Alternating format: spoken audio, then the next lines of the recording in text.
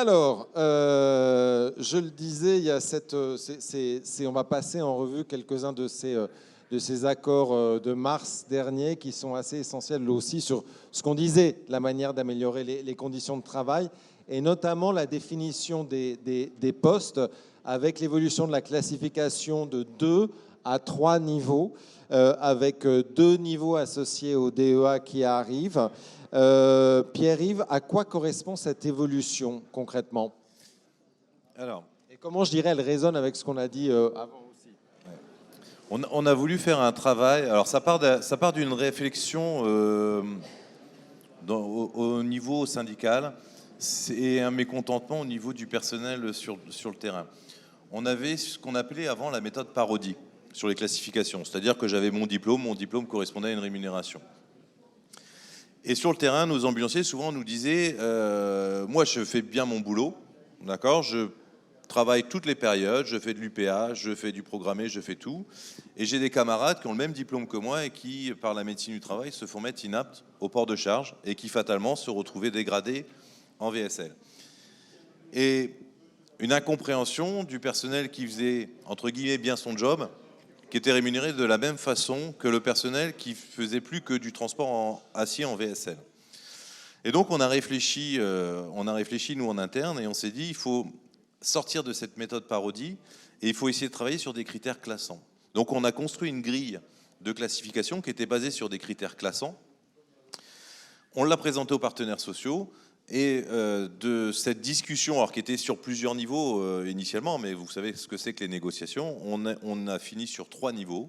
Un premier niveau qui était l'auxiliaire ambulancier, un second niveau qui était l'ambulancier diplômé d'État, mais qui ne fait pas d'ambulance, et un troisième niveau qui était un ambulancier de DEA, dans lequel on retrouvait l'intégralité de ses missions, et je ne sais plus qui disait tout à l'heure, on retrouvait également les actes de télémédecine. Donc on a voulu faire quelque chose de classant, et surtout quelque chose d'évolutif. C'est-à-dire qu'on n'est pas figé sur 3 niveaux de compétences, mais au fur et à mesure de la compétence qu'on va être amené à mettre dans notre métier, on peut recréer des nouveaux niveaux. Et là, on n'est plus bloqué, contrairement à avant, avec la méthode parodie. Comment ça se marque en termes de salaire et les bases salariales qui ont été définies pour ces 3 niveaux, est-ce qu'elles n'ont pas nécessité à être un peu revues du fait des hausses du SMIC qui sont arrivées les unes après les autres? Alors quand on a travaillé et négocié les classifications, alors c'était un gros travail avec les partenaires sociaux, hein, donc c'est pas la partie patronale, hein, là c'est vraiment un travail de groupe collectif avec les partenaires sociaux. Quand on a travaillé sur les classifications, on avait un autre sujet, mais on va y venir après, c'était la prévoyance. Mais quand on a travaillé sur les classifications, on a négocié également la revalorisation salariale. Et on a négocié ça en début d'année 2022 sur des enjeux de sortie de crise, d'attractivité, puisqu'on avait déjà la problématique du manque de personnel, donc il fallait impérativement qu'on fasse un effort comme jamais on a fait. Et d'ailleurs, on l'a fait cet effort. On a créé un niveau 3 avec une véritable reconnaissance salariale, puisqu'on a mis 7% d'augmentation par rapport au dernier niveau qui était avant. Et on a recréé un écart entre le niveau 1, qui était l'auxiliaire ambulancier, et le niveau 3, qui est l'ambulancier diplômé d'État, et avec un niveau 2 intermédiaire, moins bien rémunéré qu'un niveau 3, qui est l'ambulancier diplômé d'État, mais ne faisant pas d'ambulance. Il faut garder le fameux 1 euro d'écart entre les deux que certains revendiquent à la base et aujourd'hui dans les augmentations aussi. Non, je ne pense pas. Alors, je vais pas trahir le secret de la négociation. Effectivement, c'est une demande des partenaires sociaux d'avoir cet écart entre les deux niveaux. Je pense que c'est dangereux de rester sur cet euro d'écart puisque ça le fige. Je pense qu'il faut laisser libre cours à la négociation et la négociation n'est pas obligée de s'arrêter à 7 euros d'écart. Et effectivement, après, on va avoir une réunion prochainement avec les partenaires sociaux. On sait que les attentes vont être fortes puisque quand on voit l'effort conséquent qu'on a fait au mois de mars 2022 sur des revalorisations historiques, hein, on n'avait jamais connu ça, hein, Philippe, vous me dites mais dans le sanitaire, on n'avait jamais connu de telles revalorisations. Et malgré tout, on s'est déjà fait rattraper par le SMIC et on va se faire dépasser au 1er novembre par les nouvelles revalorisations du SMIC. Donc fatalement, les partenaires sociaux vont nous demander de refaire un effort conséquent sur les revalorisations. Mais aujourd'hui, on n'est plus en capacité de le faire comme on était capable de le faire au mois de mars. Puisqu'au mois de mars, jusqu'à la dernière minute des négociations avec les partenaires sociaux, on était en attente d'une aide exceptionnelle pour financer cette enveloppe qu'on donnait. Et on a reversé cette enveloppe à l'euro pour déjà lutter contre notre problème d'attractivité. Là, aujourd'hui, on n'est plus dans ce cas de figure-là. L'enveloppe, on l'a eue, on a commencé à l'apercevoir. Et donc, c'est un autre combat qui va démarrer avec les partenaires sociaux. Un petit mot rapide sur l'évolution de la classification, 3 niveaux. Est-ce qu'on pourrait aller sur un 3,5, 4 pour notamment réintégrer ce qu'on disait tout à l'heure sur l'évolution, notamment de l'auxiliaire? Est-ce qu'on peut mettre ça dans un CQP ou quelque chose un peu de ce type-là? Alors, je reviens sur les travaux de Philippe Doll. C'est une des propositions qui nous avait été faite par rapport aux échanges qu'on avait pu avoir. C'était effectivement de travailler sur une expérimentation. L'idée de travailler sur une expérimentation, on est dans la branche transport, donc ça passerait par ce qu'on appelle un CQP branche. Et effectivement, on part d'une page blanche. C'est-à-dire, concrètement, Philippe Doll nous dit, faites-moi des propositions de formation qu'on pourrait avoir. Donc on part d'une page blanche, et effectivement, on pourrait, et je l'ai entendu plusieurs fois tout à l'heure, c'est de dire, mon véhicule me donne une tâche, c'est-à-dire qu'une compétence, effectivement, j'ai besoin de compétences différentes pour effectuer mes différentes missions que je peux être amené à faire.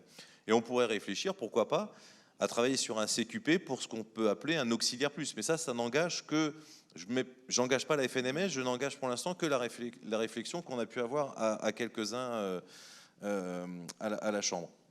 On pourrait réfléchir effectivement à avoir un auxiliaire plus qui pourrait vraiment être un partenaire fiable du DEA dans le cadre de ces missions d'urgence. Dans le cadre des missions UPH, pourquoi pas. Après, ensuite, on peut réfléchir à d'autres compétences, c'est-à-dire aussi à un moment donné, créer des niveaux supérieurs du DEA, c'est-à-dire lui permettre au DEA, sur ces 5 blocs de compétences actuels, de lui permettre d'aller sur d'autres blocs de compétences qu'on n'a pas encore, mais qu'on pourrait imaginer sur certains traitements de pathologie. Pourquoi pas? Et c'est l'avantage qu'on a, c'est que partant d'une page blanche, on a tout à construire. Oui. Il y a un point, enfin bonjour, il y a un point dans ce que soulève Pierre-Yves qui est quand même assez préoccupant. Parce que les efforts, ils ont été faits en avril, avec une projection à juillet, et avec les augmentations successives du SMIC, vous en avez parlé à l'instant, la grille, elle est complètement écrasée. Les organisations syndicales nous disent, c'est la négociation du 12, premier niveau, 11,20 €. Troisième niveau, le niveau 3, 1 € de plus.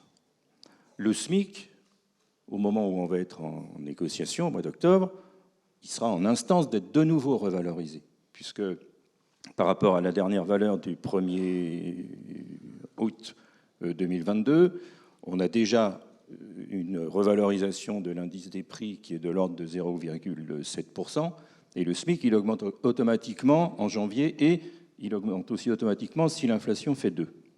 Donc, on a un risque majeur d'avoir une augmentation de l'inflation qui sera bien à 2 d'ici la fin de l'année. On a donc un risque majeur d'avoir une nouvelle augmentation du SMIC. Il ne sera certainement pas à 11,20 €, il sera peut-être à 11,30 €. Les organisations syndicales nous disent on veut 1 € de plus. On veut avoir un niveau de qualification pour les personnels de nos entreprises, avec comme seule ambition de répondre favorablement à une revendication des organisations syndicales de 1 €. 1 € par rapport au SMIC, parce que ça va donner ça. Et là, c'est problématique. Vous dites créer un niveau de qualification, enfin un autre niveau de qualification au-delà du niveau 3, par un certificat de qualification professionnelle ou par tout autre dispositif, peu importe. Mais il faudra bien mettre en face un niveau de rémunération conventionnel. Et les entreprises qui sont là, à mon avis, ne sont pas tellement plus élevées en termes de taux horaires que le niveau conventionnel. Et c'est particulièrement préoccupant parce que ça veut dire qu'au fur et à mesure que le temps passe, au fur et à mesure que le SMIC augmente, la politique salariale de la profession, elle est quasiment abandonnée. On est là que pour réagir à des revendications d'organisations syndicales qui font le constat d'augmentation du SMIC régulière. Et ça, c'est très préoccupant. Alors, c'était le cas, hein, c'était le cas, c'est-à-dire qu'effectivement, pendant des années, on a eu des revendications salariales. Alors, on a toujours eu des bons rapports avec les partenaires sociaux. Concrètement, Voilà, les demandes étaient faibles, on ne demandait pas grand-chose, ça se passait bien. Aujourd'hui, la donne n'est plus là, c'est-à-dire qu'effectivement, il y a un changement de mentalité. Mais quand on parle de rémunération, nous, on s'inscrit dans une prospective à plusieurs années, c'est-à-dire qu'on n'est plus dans « vous avez besoin de quelque chose, je vais chercher à l'assurance maladie une enveloppe ». Sauf que Philippe dit, le SMIC, il n'arrête pas d'augmenter et l'inflation le fait galoper. Mais donc ce que je veux dire, c'est à 2 ans, mais ça mord les mollets. C'est plus pour répondre à la prospective. C'est-à-dire qu'effectivement, aujourd'hui, on est dans cette demande d'une organisation syndicale, des 11,20 €. Une organisation. Mais les autres vont demander plus. Et les autres, fatalement, vont demander beaucoup plus. Et toujours, effectivement, en demandant cet euro d'écart entre les deux niveaux. Donc, voilà. Et aujourd'hui, on n'a pas cette capacité. Mais là où nous, on s'inscrit dans la prospective, c'est de se dire, on a des nouveaux métiers qui vont arriver. On le sait. On va avoir les métiers du CARE. On a les métiers de l'UPH. On va aller chercher de la télémédecine. Voilà. Il y a un gros travail qui est fait. Ce travail, il va falloir le rémunérer à un moment donné. Si on le rémunère, et Philippe Doll le disait tout à l'heure, ça nous permettra d'avoir une bouffée d'oxygène pour rémunérer effectivement les compétences qu'on veut y mettre en face. Parce qu'il faut sortir du système de dire j'ai tel diplôme, je vaux tel prix. Non, ce n'est pas le diplôme que je rémunère, c'est la compétence. Et c'est la tâche que tu effectues chez moi que je vais rémunérer. Et par ces nouveaux métiers qui vont être amenés, effectivement, on va pouvoir construire quelque chose. Là où je rejoins Philippe, c'est qu'aujourd'hui, on n'est pas en mesure de faire ça, puisque aujourd'hui, on a une activité qui est très cadrée, qui est très réglementée, et qui effectivement est peu reconnue. Donc, peu reconnue par nos pairs, donc mal rémunérée. Et donc, effectivement, des difficultés à honorer nos engagements vis-à-vis des partenaires sociaux. Mais le nouveau dispositif de Classif qu'on a mis en place, effectivement, donne la possibilité de mieux prendre en considération la réalité de l'exercice d'une ou plusieurs compétences. Mais ça, c'est notre point de vue, à nous, représentants des organisations professionnelles patronales. Du côté des organisations syndicales, c'est plus difficile à faire passer à la table de négociation. Mais là où c'est encore plus difficile, à mon avis, c'est lorsque les organisations syndicales en tant que telles doivent faire passer le message à leurs mandants, c'est-à-dire aux salariés sur le terrain.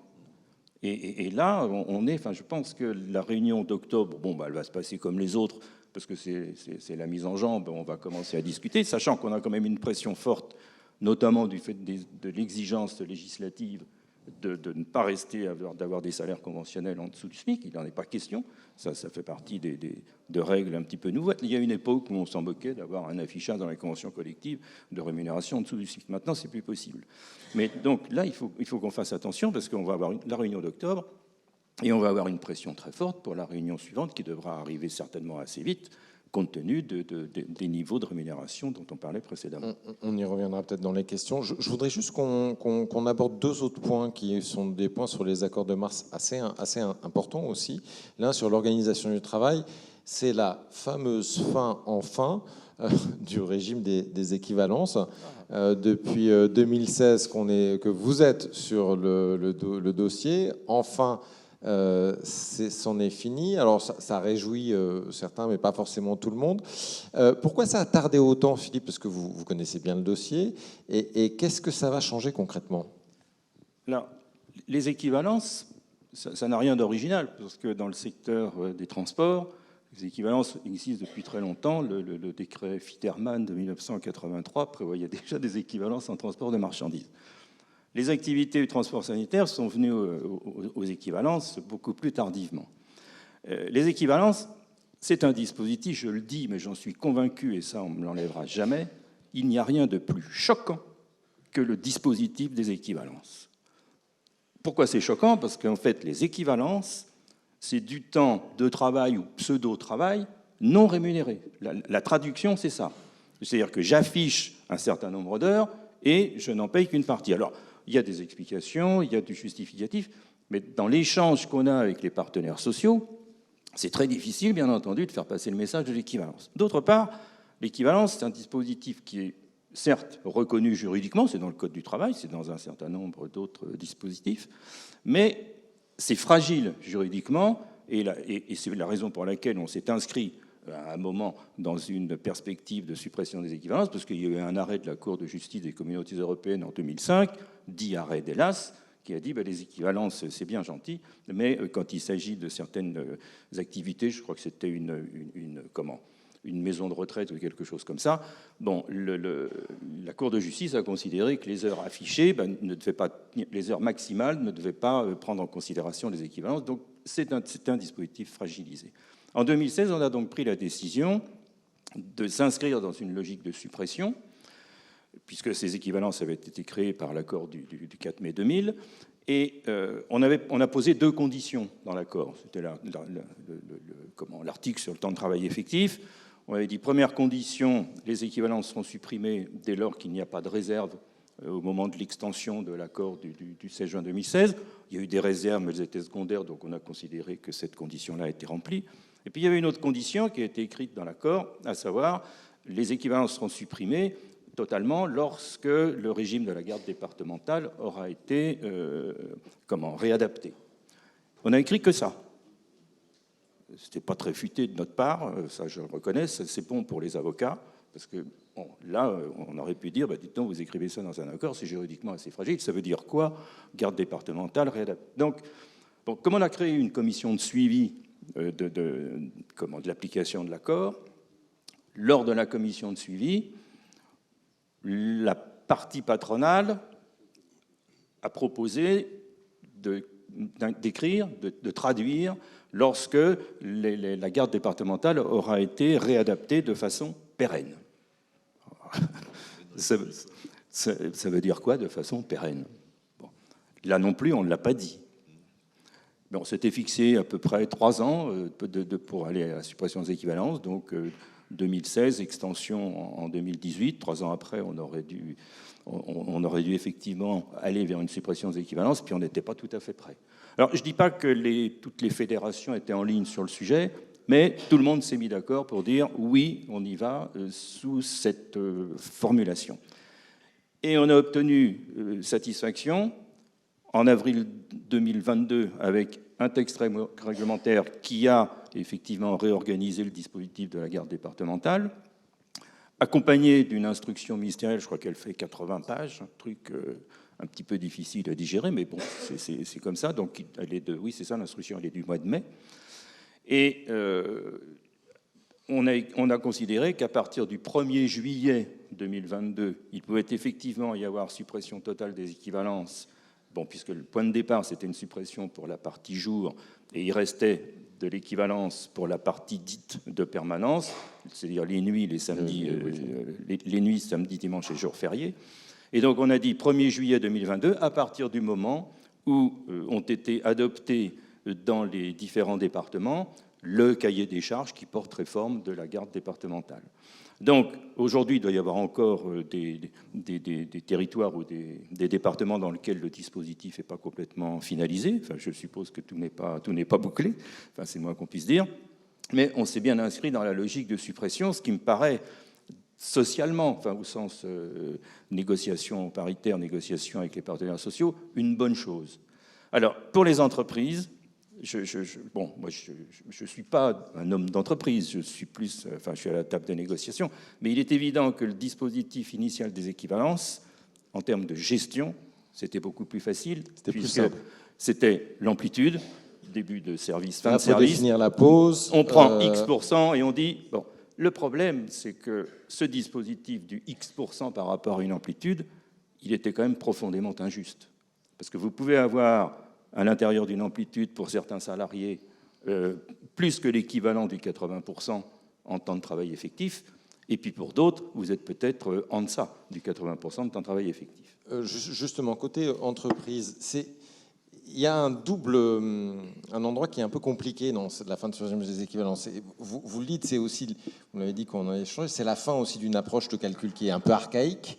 Et en même temps, sur le terrain, ça crée des situations qui peuvent vite devenir des puzzles un peu compliqués à appliquer concrètement. Alors, juste pour compléter ce que disait Philippe, au 1er juillet, effectivement, les partenaires sociaux, dans le cadre de la commission de suivi, se sont engagés à mettre fin au régime des équivalences la nuit, mais pour les départements dans lesquels le cahier des charges ou un avenant est paru au recueil administratif. Voilà. Donc les autres qui ne sont pas encore en place peuvent continuer à appliquer le régime des équivalences. Alors oui, la fin des équivalences, ça a été un casse-tête. Ça a été un casse-tête puisque jusqu'à présent, vous aviez vos ambulanciers de nuit, ils étaient 12 heures à disposition de l'entreprise. Pendant ces 12 heures-là, vous en occupiez pas, c'était le SAMU ou le Centre 15 qui s'en occupait. Puis vous mettiez le coefficient, hein, et puis vous aviez le temps de travail effectif. La fin des équivalences, ça veut dire je dois attribuer des pauses. Et effectivement, en journée, je peux attribuer 1h30 de pause. Alors en journée, c'est moins compliqué, on a des régulations, des choses comme ça. Mais la nuit, c'est un peu plus compliqué puisque je dois donner un maximum de 2 heures de temps de pause. C'est un maximum, ça ne veut pas dire que je dois donner ces 2 heures. C'est un maximum que je puisse donner. Ces pauses, je dois les donner a priori, c'est-à-dire avant qu'elles soient effectivement prises. Je dois les tracer, d'accord ? Et je peux les couper si mon salarié est appelé par le Centre 15. Donc effectivement, ça devient un vrai casse-tête. On a eu une commission de suivi il y a une semaine. Écoutez, les remontées de terrain, néantes. Pas de remontée de terrain. Côté salarié, ça se passe bien. Donc on présume que côté entreprise, ça se passe bien. Alors effectivement, quand on a mis en place la fin du régime des équivalences, on a fait une forte communication de nos deux organisations professionnelles. On a fait une communication pour expliquer comment mettre fin aux équivalences. On a donné des exemples sur des conseils pour donner les pauses, etc. Et a priori, tout se passe très bien. Alors après, dans les entreprises, pour le chef d'entreprise, c'est un peu plus casse-tête. Hein. Mais côté salarié, tout se passe très bien. Bonne nouvelle pour la fin de ce régime. On pourra en parler là aussi. Dernier point que je voudrais qu'on aborde avant de prendre quelques questions et réactions dans la salle, c'est un autre aspect essentiel qui relaie un peu ce que disait Gilles tout à l'heure sur les conditions de travail, c'est la mise en place de la prévoyance. Il y avait eu la complémentaire santé qui a été mise en place. Et cette prévoyance arrive. Qu'est-ce qu'elle représente? Quel accord a été négocié? Et quels sont les bénéfices vraiment supplémentaires qui vont arriver associés à cette prévoyance? Alors, la prévoyance dans les activités du transport, dans le champ de la convention collective des transports, c'est un dispositif qui a été pris en compte très très tôt. C'est-à-dire, la convention, elle est de 1950, et la prévoyance, ça a commencé en 1955. Et donc, le dispositif de prévoyance retraite complémentaire qui était prévu s'adressait principalement au transport de marchandises, de voyageurs, déménagement. En étaient écartés ou exclus les activités du transport sanitaire et en partie et les activités auxiliaires du transport, c'est-à-dire les commissionnaires, par exemple. Et alors, sachant que, petite précision, le secteur des ambulances, les services d'ambulance dans la convention collective, c'est 1975. Le premier avenant, 1978, et après, il ne s'est rien passé jusqu'à l'accord du 4 mai 2000. Donc, le fait de dire aujourd'hui, nous mettons dans le champ de la convention collective, après la complémentaire santé, c'était déjà un bel effort, 2013, réformé 2015 avec la décision du Conseil constitutionnel. Donc, 2015, il y a eu effectivement la complémentaire santé. Et là, on dit, on crée, pour les services de transport sanitaire, on crée un régime de prévoyance. C'est une avancée considérable d'un point de vue politique dans la relation avec les partenaires sociaux. Et bon, c'est un accord qui porte sur des garanties décès, garantie invalidité, garantie incapacité de travail. Et la garantie incapacité de travail, c'est un dispositif qui vient en complément de ce que prévoit déjà la convention collective. La convention collective, comme beaucoup de conventions collectives, prévoit des systèmes de garantie de ressources pour les personnes qui sont malades, avec des durées d'indemnisation en fonction de l'ancienneté. C'est les 3, les 5, les 10 ans, vous êtes à 70, 130 ou 190 jours. Le régime qu'on a mis en place, donc c'est un régime qui vient en complément, au-delà de l'indemnisation prévue par la convention collective, et jusqu'à 1095 jours, c'est-à-dire indemnisation jusqu'à 3 ans, avec le maintien de la rémunération de référence à 70%, La convention, le point de départ, vous êtes à 100% un petit peu, ensuite vous passez à 75%, et grâce à ce dispositif, on est à 70% jusqu'à la fin de la 3e année, en fonction, bien entendu, de la durée de la maladie. Donc c'est un dispositif qui, je pense, est essentiel, et c'est un progrès considérable, parce qu'en termes d'attractivité, ça peut jouer pour les personnels qui entrent dans la profession, dont les personnels savent que pendant une période relativement longue, ils pourront être pris en charge en cas de malaise. Alors, le dernier point, effectivement, il y a le 4e volet, qui lui est un dispositif d'une nature un peu spécifique, c'est ce qu'on appelle le programme Transportez-vous bien. Et ce programme Transportez-vous bien, c'est un régime spécifique CARCEP prévoyance, parce que la première partie, on n'est plus sur les clauses de désignation.